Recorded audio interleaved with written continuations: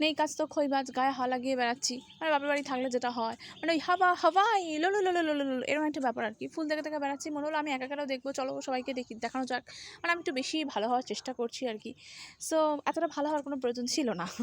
যাই হোক, এটা হচ্ছে রাস্তার ধারে আমাদের একটা জায়গা, অল্প একটু জায়গা। এখানে আমার মা প্ল্যানিং করেছিল যে যখন দোতলা হবে আমাদের এই দিক থেকে সিঁড়ি উঠবে, কিন্তু সেই সব প্ল্যানিংয়ে একদম এক বস্তা না, সরি, মানে এক হাঁড়ি জল ঢেলে দিয়েছে। দিয়ে এখন এই জায়গাটা এরকম জঙ্গলের মতো গাবজে পড়ে আছে। এখানে যা কি না নেই, পেঁপে গাছ থেকে শুরু করে লঙ্কা গাছ, উচ্ছে গাছ, কলমি শাক গাছ সবই আছে।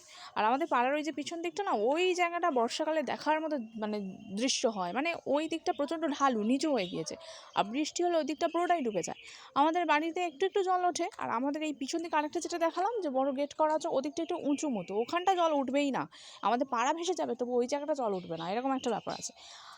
আর এই যে এখন মানে যে কালো মতো একটা ট্রাঙ্ক দেখাচ্ছি না, মানে মনে হচ্ছে খুবলে উঠে যাওয়া রাস্তার উপর দিয়ে হাঁটতে গিয়ে যদি আমি এখানে আছাড় খেয়ে পড়েছি, আর এই ট্রাঙ্কের মধ্যে করে যখন পাচার করে দিয়েছে কেউ খুঁজে